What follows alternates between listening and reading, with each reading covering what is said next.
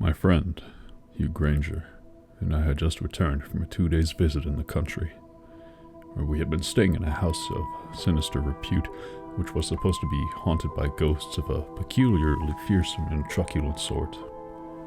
The house itself was all that such a house should be, Jacobean and oak-paneled, with long dark passages and high vaulted rooms. It stood, also, very remote, and was encompassed by a wood of somber pines that muttered and whispered in the dark, and all the time that we were there a southwesterly gale with torrents of scolding rain had prevailed, so that by day and night weird voices moaned and fluted in the chimneys. A company of uneasy spirits held colloquy among the trees, and sudden tattoos and tappings beckoned from the window panes. But in spite of these surroundings, which were sufficient in themselves, one would almost say, to spontaneously generate occult phenomena, nothing of any description had occurred. I am bound to add, also, that my own state of mind was peculiarly well adapted to receive or even to invent sights and sounds that we had gone to seek, for I was, I confess, during the whole time that we were there, in a state of abject apprehension, and lay awake both nights through hours of terrified unrest, afraid of the dark, yet more afraid of what a lighted candle might show me. Hugh Granger, on the evening of our return to town, had dined with me, and after dinner our conversation, as was natural, soon came back to these entrancing topics. "But why you go ghost-seeking, I cannot imagine," he said. "Because your teeth were chattering and your eyes starting out of your head all the time you were there, from sheer fright. Or do you like being frightened?" Hugh, though generally intelligent, is dense in certain ways. This is one of them. "Why, of course I like being frightened," I said. "I want to be made to creep and creep and creep. Fear is the most absorbing and luxurious of emotions. One forgets all else if one is afraid." "Well, the fact that neither of us saw anything," he said, "confirms what I have always believed." "And what have you always believed?" "That these phenomena are purely objective, not subjective, and that one's state of mind has nothing to do with the perception that perceives them, nor have circumstances or surroundings anything to do with them either. Look at Osburton. It has had the reputation of being a haunted house for years, and it certainly has all the accessories of one. Look at yourself too, with all your nerves on edge, afraid to look around or light a candle for fear of seeing something. Surely there was the right man in the right place then, if ghosts are subjective." He got up and lit a cigarette, and looking at him, he was about 6 feet high and as broad as he is long, I felt a retort on my lips, for I could not help my mind going back to a certain period in his life when, from some cause which, as far as I knew, he had never told anybody, he had become a mere quivering mass of disordered nerves. And oddly enough, at the same moment, and for the first time, he began to speak of it himself. "You may reply that it was not worth my while to go either," he said, "because I was so clearly the wrong man in the wrong place. But I wasn't. You, for all your apprehensions and expectancy, have never seen a ghost. But I have, though I am the last person in the world you would have thought likely to do so, and though my nerves are steady enough again now, it knocked me all to bits." He sat down again in his chair. "No doubt you remember my going to bits," he said, "and since I believe that I am sound again now, I should rather like to tell you about it. But before I couldn't speak of it at all to anybody, yet there ought to have been nothing frightening about it. What I saw was certainly a most useful and friendly ghost, but it came from the shaded side of things. It looked suddenly out of the night and the mystery with which life is surrounded. I want first to tell you, quite shortly, my theory about ghost seeing," he continued, "and I can explain it best by a simile, an image. Imagine, then, that you and I, and everybody in the world, are like people whose eyes is directly opposite a little tiny hole in a sheet of cardboard, which is continually shifting and revolving and moving about. Back to back with that sheet of cardboard is another, which also, by laws of its own, is in perpetual but independent motion. In it too, there is another hole, And when, fortuitously, it would seem, these two holes, the one through which we are always looking, and the other in the spiritual plane, come opposite one another, we see through, and then only do the sights and sounds of the spiritual become visible or audible to us. With most people, these holes never come opposite each other during their life, but at the hour of death they do, and then they remain stationary. That, I fancy, is how we pass over. Now, in some natures, these holes are comparatively large and are constantly coming into opposition. Clairvoyants, mediums are like that, but as far as I knew, I had no clairvoyant or mediumistic powers at all. I therefore am the sort of person who long ago made up his mind that he would never see a ghost. It was, so to speak, an incalculable chance that my minute spy hole should come into opposition with the other. But it did, and it knocked me out of time. I had heard such theory before, and though Hugh put it rather picturesquely, there was nothing in the least convincing or practical about it. It might be so, or again it might not. "I hope your ghost is more original than your theory," said I, in order to bring him to the point. "Yes, I think it was. You shall judge." I put on more coal and poked up the fire. Hugh has got, so I have always considered, a great talent for telling stories, and that sense of drama which is so necessary for the narrator. Indeed, before now, I have suggested to him that he should take this up as a profession, sit by the fountain in Piccadilly Circus when times are, as usual, bad, and tell stories to the passers-by in the street, Arabian fashion, for reward. The most part of mankind, I am aware, do not like long stories, but to the few, among whom I number myself, who really like to listen to lengthy accounts of experiences, Hugh is an ideal narrator. I do not care for his theories or for his similes. But when it comes to facts, to things that happened, I like him to be lengthy.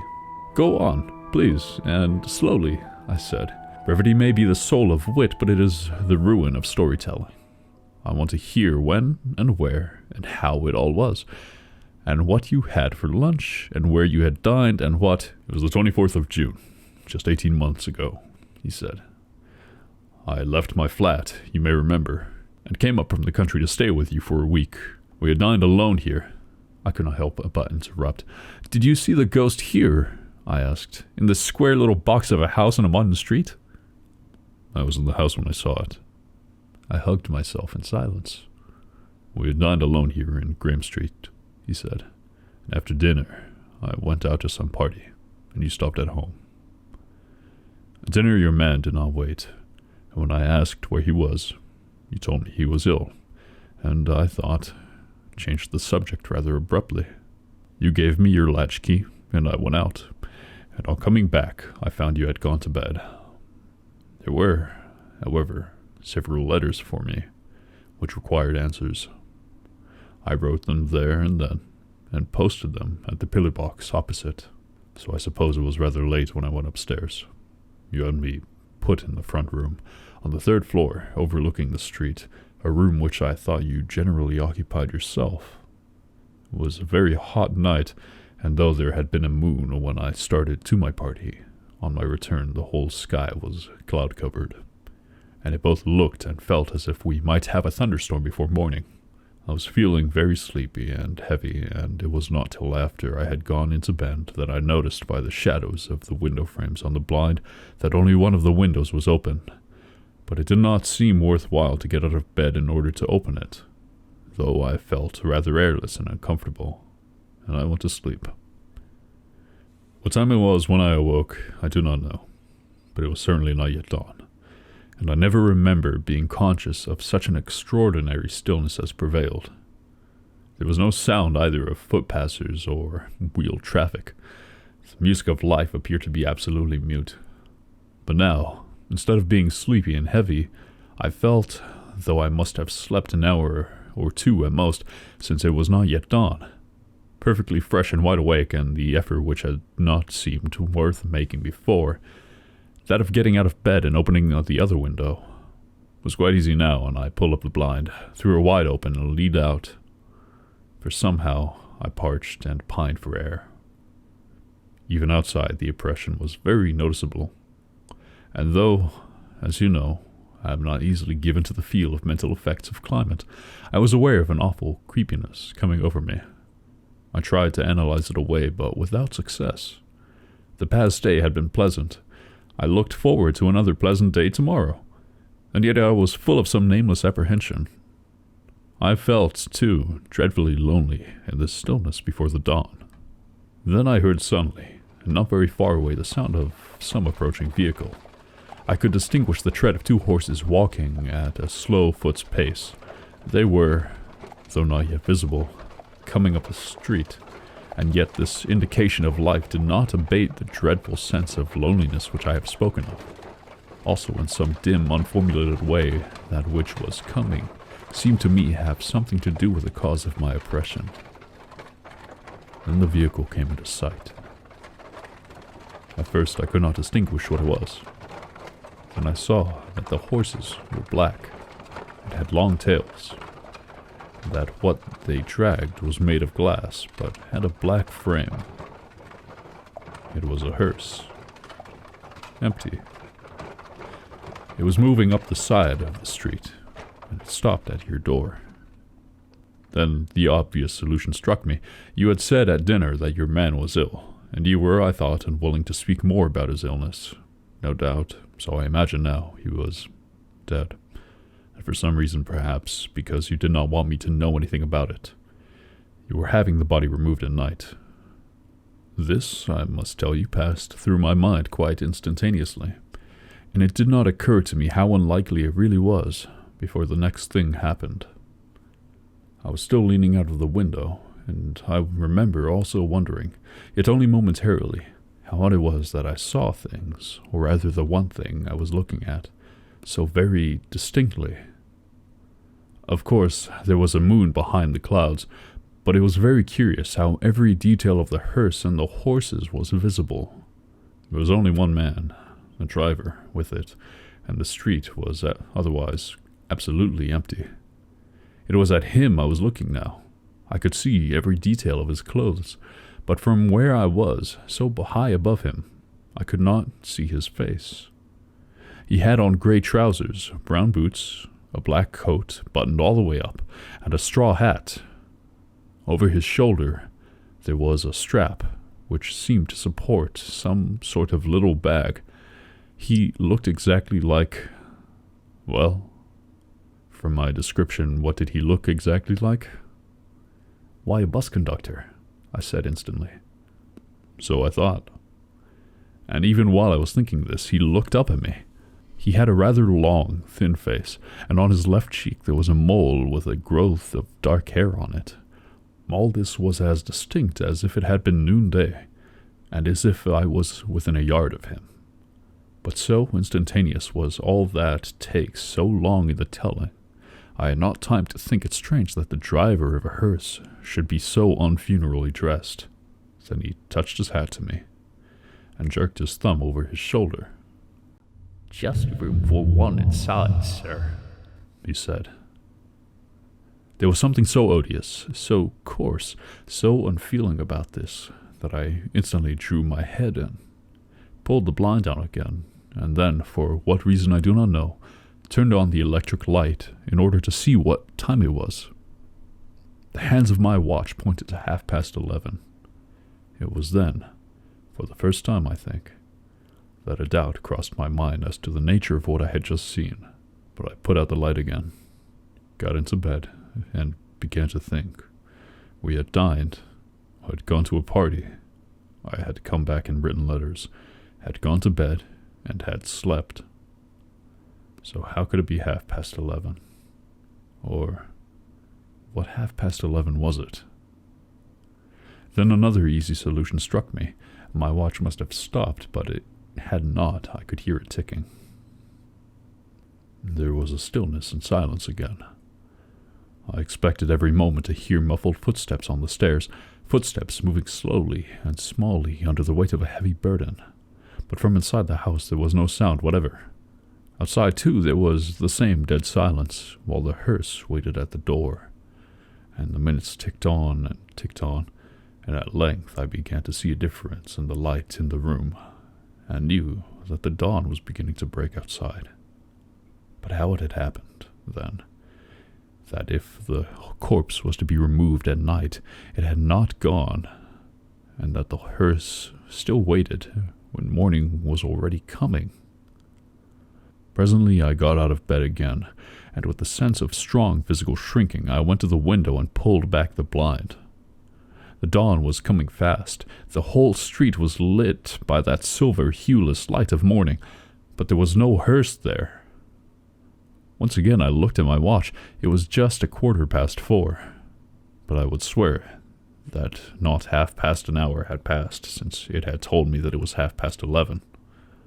Then a curious double sense, as if I was living in the present and at the same moment had been living in some other time, came over me. It was dawn on June 25th, and the street, as natural, was empty. But a little while ago the driver of a hearse had spoken to me, and it was 11:30. What was that driver? To what plane did he belong? And again, what 11:30 was it that I had seen recorded on the dial of my watch?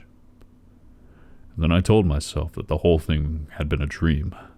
But if you ask me whether I believed what I told myself, I must confess that I did not.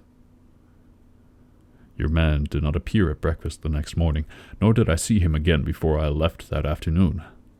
I think if I had, I should have told you about all this, but it was still possible, you see, that what I had seen was a real hearse, driven by a real driver. For all the ghastly gaiety of the face that had looked up to mine, and the levity of his pointing hand, I might possibly have fallen asleep soon after seeing him, and slumbered through the removal of the body and the departure of the hearse. So I did not speak of it to you. There was something wonderfully straightforward and prosaic in all this. There was no Jacobean house, oak-paneled and surrounded by weeping pine trees, and somehow the very absence of suitable surroundings made the story more impressive. But for a moment, a doubt assailed me. "Don't tell me it was all a dream," I said. "I don't know whether it was or not. I can only say that I believe myself to have been wide awake.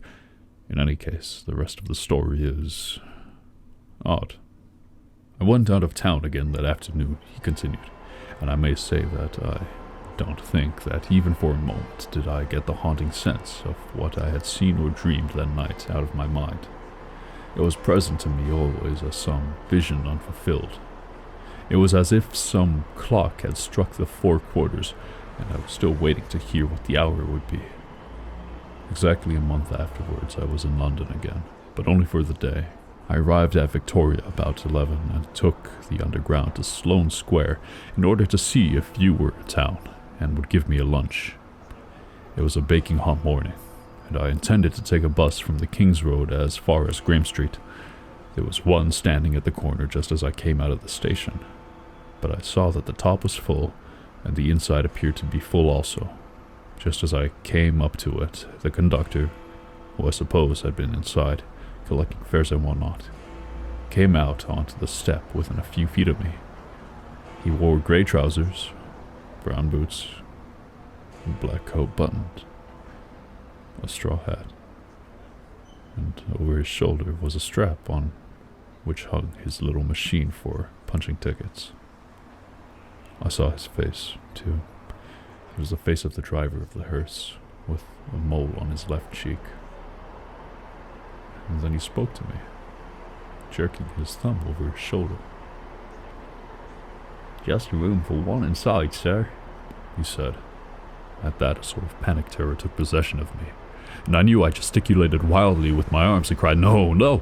But at that moment I was living not in the hour that was then passing, but in that hour which had passed a month ago.